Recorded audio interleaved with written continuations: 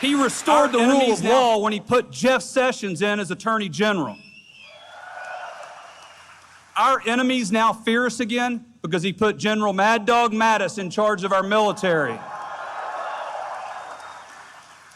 Oh yeah, I forgot to mention, we now have a commander-in-chief who isn't afraid to bomb the ever-loving hell out of ISIS.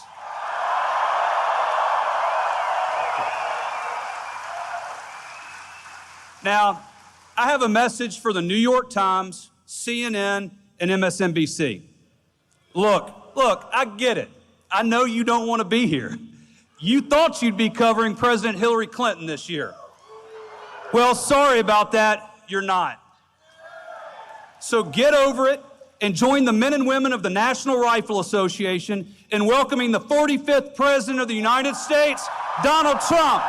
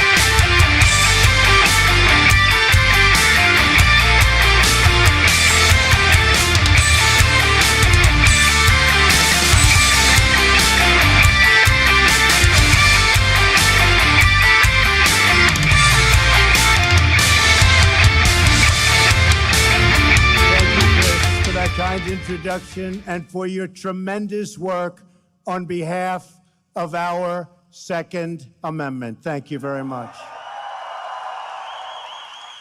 I want to also thank Wayne LaPierre for his unflinching leadership in the fight for freedom. Wayne, thank you very much. Great. I'd also like to congratulate Karen Handel on her incredible fight in Georgia 6. The election takes place on June 20th. And by the way, on primaries, let's not have 11 Republicans running for the same position again. It's too nerve-shattering.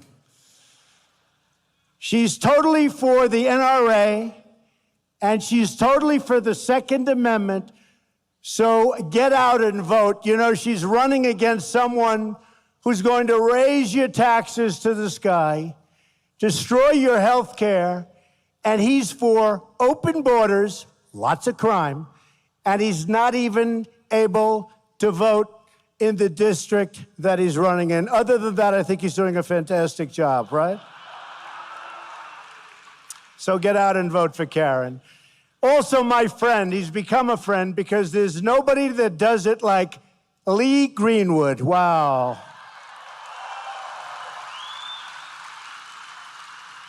Lee's anthem is the perfect description of the renewed spirit sweeping across our country. And it really is indeed sweeping across our country. So, Lee, I know I speak for everyone in this arena when I say we are all very proud, indeed, to be an American. Thank you very much, Lee.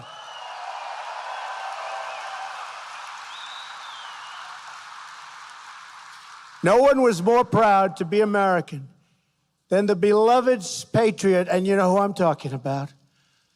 We remember on gatherings like today, your former 5-term president, the late Charlton Heston. How good was Charlton?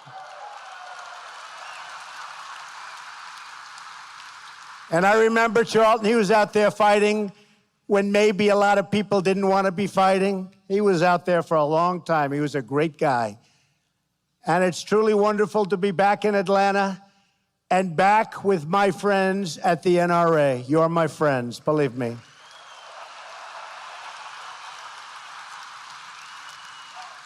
Perhaps some of you remember the last time we were all together. Remember that? We had a big crowd then, too, so we knew something was happening. But it was in the middle of a historic political year and in the middle of a truly historic election. What fun that was, November 8th. Wasn't that a great evening? Do you remember that evening? Remember that? Remember they were saying, we have breaking news. Donald Trump has won the state of Michigan. They go, Michigan, how did that? Donald Trump has won the state of Wisconsin. Whoa. But earlier in the evening, remember, Florida, North Carolina, South Carolina, Pennsylvania, all the way up. We ran up the East Coast. And you know, the Republicans have a tremendous disadvantage in the Electoral College. You know that. And tremendous disadvantage. And to run the whole East Coast, and then you go with Iowa and Ohio and all of the different states. It was a great evening, one that a lot of people will never forget. A lot of people. Not going to forget that evening. And remember they said, there is no path to 270. For months I was hearing that. You know, they're trying to suppress the vote. So they keep saying it. So people say, you know, I really like Trump. He loves the Second Amendment. He loves the NRA. I love him, but let's go to the movie because he can't win. Because they're trying to suppress the vote. But they'd say, I mean, hundreds of times I heard, there is no vote. You know, there's no route. They'd say, there is no route to 270. And we ended up with 306. So they were right. Not 270, 306.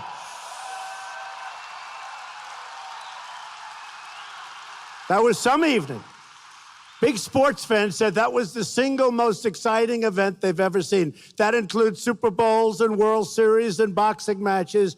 That was an exciting evening for all of us, and it meant a lot. Only one candidate in the general election came to speak to you, and that candidate is now the President of the United States standing before you again.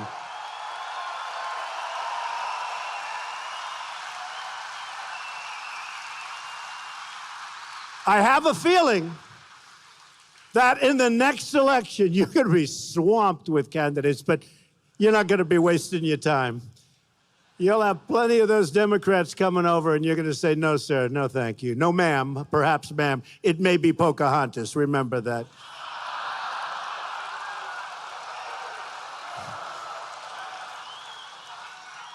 And she is not big for the NRA, that I can tell you. But you came through for me, and I am going to come through for you.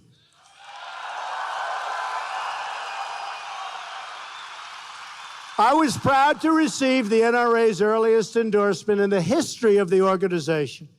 And today I am also proud to be the first sitting president to address the NRA Leadership Forum since our wonderful Ronald Reagan in 1983. And I want to thank each and every one of you, not only for your help electing true friends of the Second Amendment, but for everything you do to defend our flag and our freedom. With your activism, you help safeguard the freedoms of our soldiers who have bled and died for us on the battlefields. And I know we have many veterans in the audience today, and we want to give them a big, big, beautiful round of applause.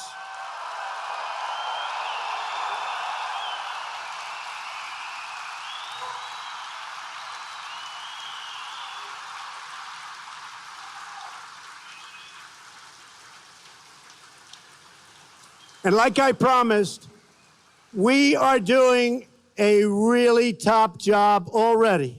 99 days, but already with the Veterans Administration, people are seeing a big difference. We are working really hard at the VA, and you're going to see it, and you're already seeing it, and it's my honor. I've been telling you we're going to do it, and we're doing it. Thank you.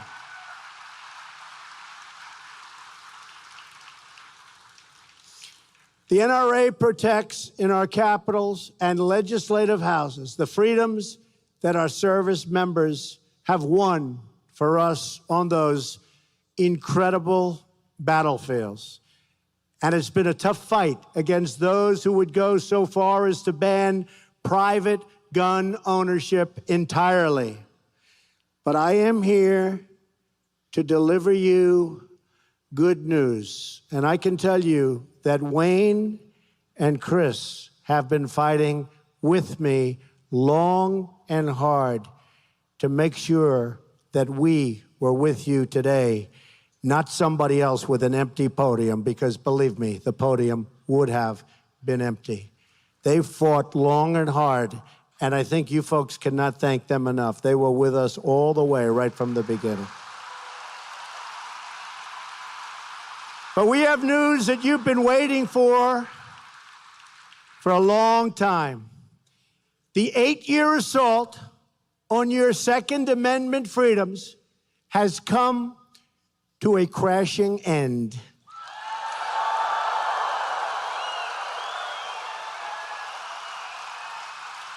You have a true friend and champion in the White House.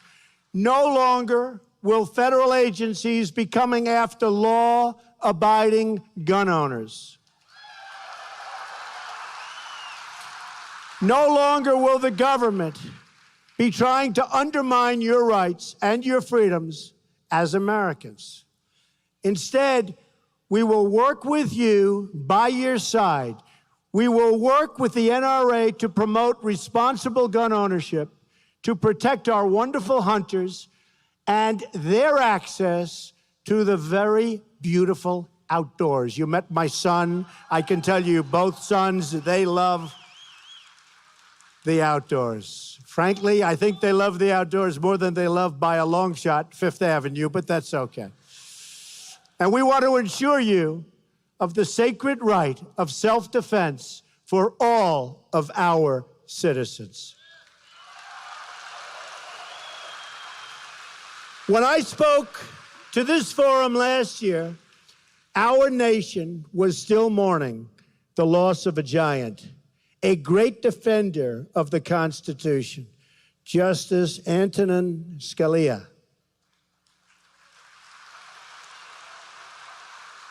I promised that if elected, I would nominate a justice who would be faithful and loyal to the Constitution.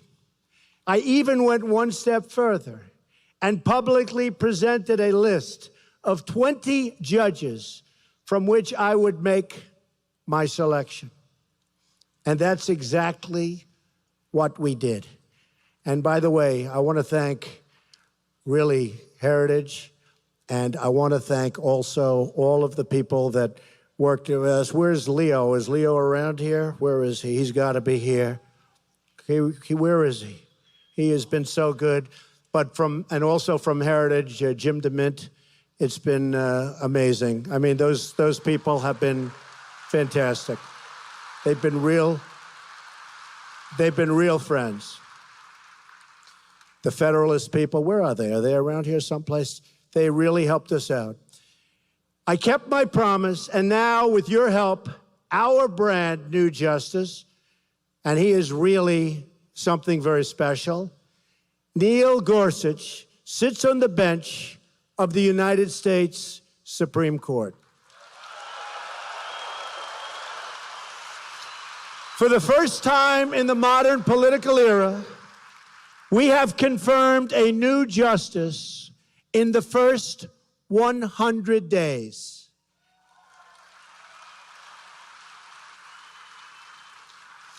The last time that happened was 136 years ago in 1881. Now, we won't get any credit for this, but don't worry about it. The credit is in the audience, right? The credit is in the audience. All of those people, they won't give us credit, but it's been a long time, and we're very honored. We've also taken action to stand up for America's sportsmen. On their very last full day in office, the previous administration issued an 11th hour rule to restrict the use of lead ammunition on certain federal lands. Have you heard about that, folks? I'm shocked to hear that. You've all heard about that. You've heard about that. On his first day as Secretary of the Interior, Ryan Zinke eliminated the previous administration's ammunition ban.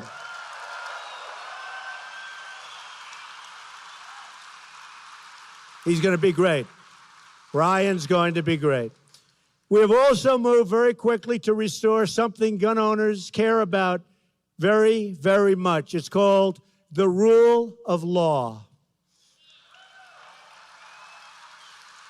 We have made clear that our administration will always stand with the incredible men and women of law enforcement. In fact, countless members of law enforcement are also members of the NRA because our police know that responsible gun ownership saves lives and that the right of self-defense is essential to public safety. Do we all agree with that?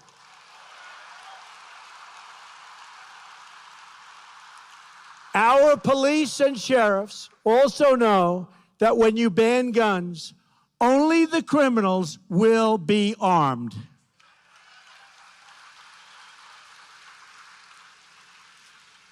For too long, Washington has gone after law-abiding gun owners while making life easier for criminals, drug dealers, traffickers, and gang members. MS-13, you know about MS-13?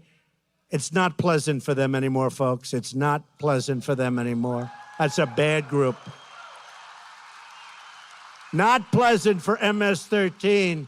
Get them the hell out of here, right? Get them out. We are protecting the freedoms of law-abiding Americans, and we are going after the criminal gangs and cartels that prey on our innocent citizens, and we are really going after them. As members of the NRA know well, some of the most important decisions a president can make are appointments, and I've appointed people who believe in law, order, and justice.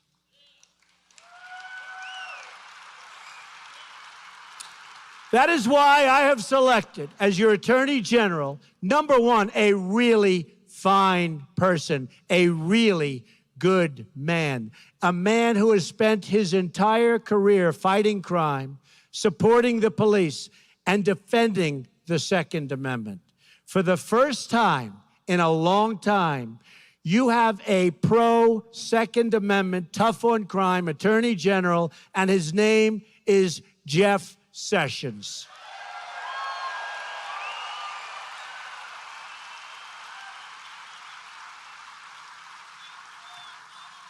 And Attorney General Sessions is putting our priorities into action. He's going after the drug dealers who are peddling their poison all over our streets and destroying our youth. He's going after the gang members who threaten our children, and he's fully enforcing our immigration laws in all 50 states. And you know what? It's about time.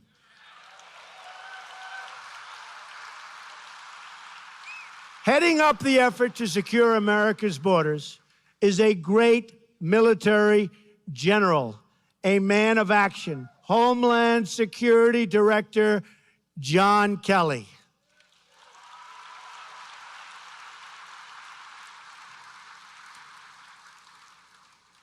Secretary Kelly, who used to be General Kelly, is following through on my pledge to protect the borders, remove criminal aliens, and stop the drugs from pouring into our country. We've already seen, listen to this, no, it's never happened before.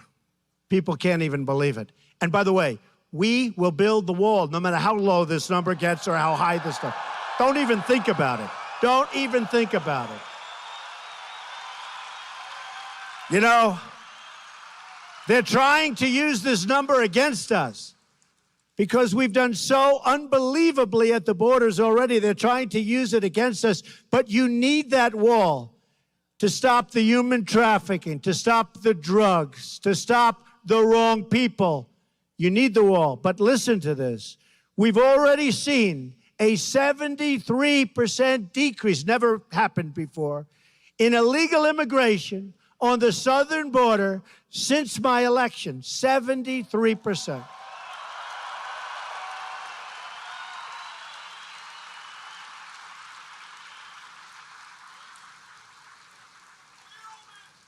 You see what they're doing, right? So why do you need a wall? We need a wall. We'll build the wall. Don't even think about it. Don't even think about it. Don't even think about it. That's an easy one. We're going to build the wall. We need the wall. I said to General Kelly, how important is it? He said, very important. It's that final element. We need the wall. And it's a wall in certain areas, obviously, where you have these massive physical structures you don't need, and we have certain big rivers and all. But we need a wall, and we're going to get that wall. And the world is getting the message. They know that our border is no longer open to illegal immigration, and that if they try to break in, you'll be caught and you'll be returned to your home.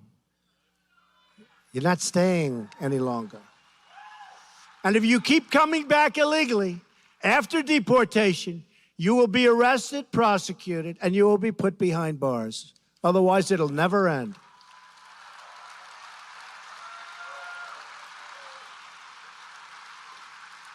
Let's also remember that immigration security is national security.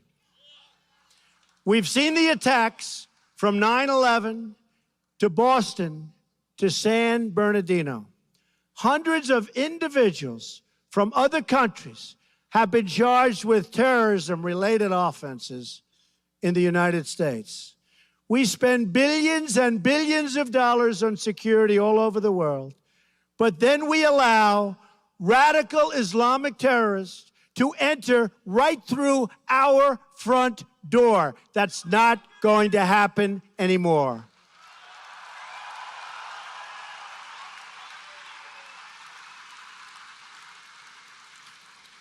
It's time to get tough. It's time we finally got smart. And yes, it's also time to put America first.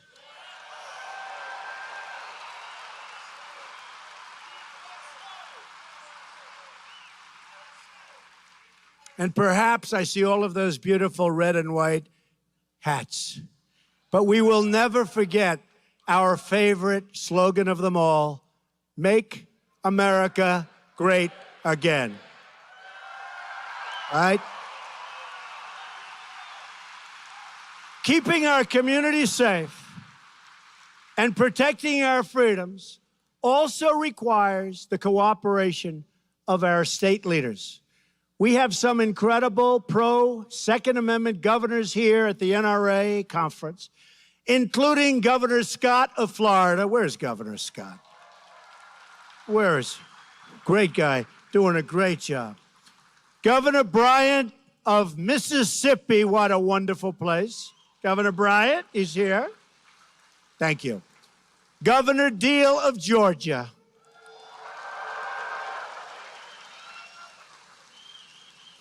And we're also joined by two people that, well, one I loved right from the beginning.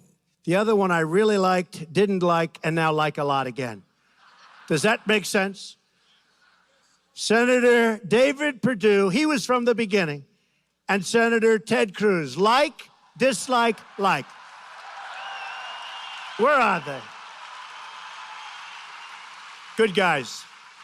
Good guys, smart cookies.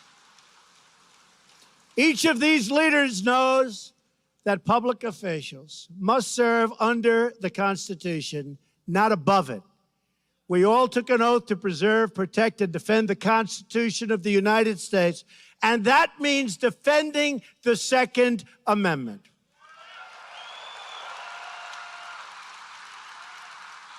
So let me make a simple promise to every one of the freedom-loving Americans in the audience today.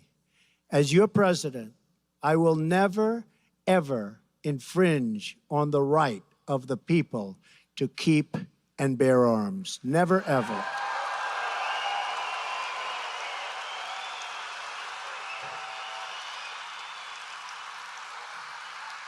Freedom is not a gift from government. Freedom is a gift from God.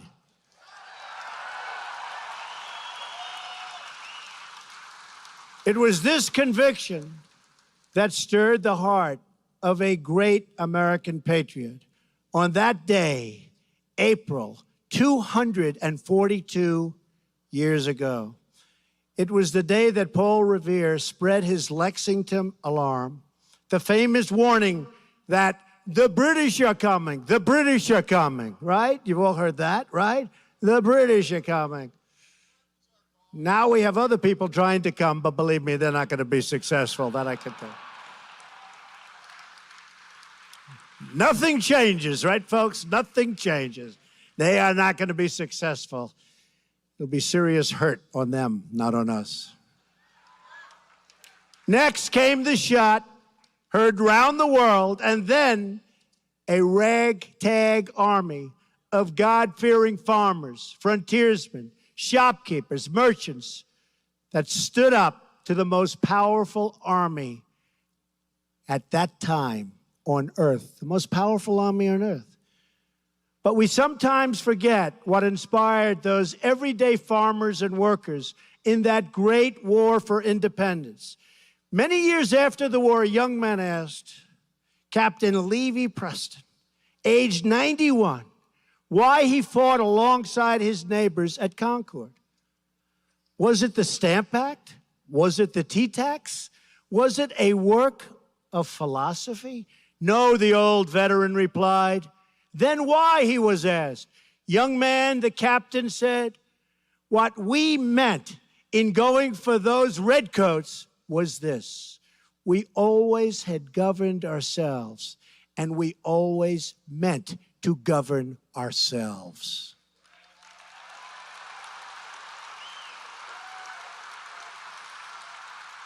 Captain Preston's words are a reminder of what this organization and my administration are all about. The right of a sovereign people to govern their own affairs and govern them properly.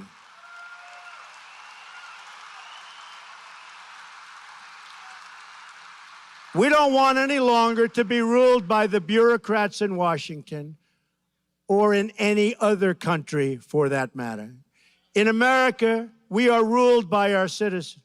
We are ruled by each and every one of you, but we can't be complacent. These are dangerous times. These are horrible times for certain obvious reasons, but we're going to make them great times again.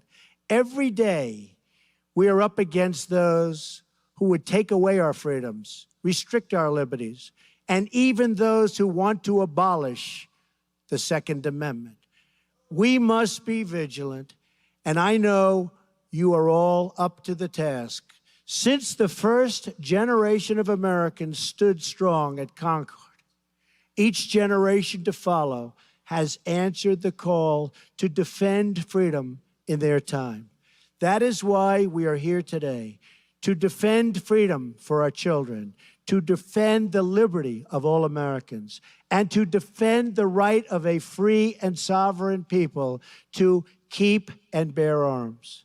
I greatly appreciated your support on November 8th in what will hopefully be one of the most important and positive elections for the United States of all time. And to the NRA, I can proudly say, I will never, ever let you down. Thank you. God bless you. God bless our Constitution. And God bless America. Thank you very much.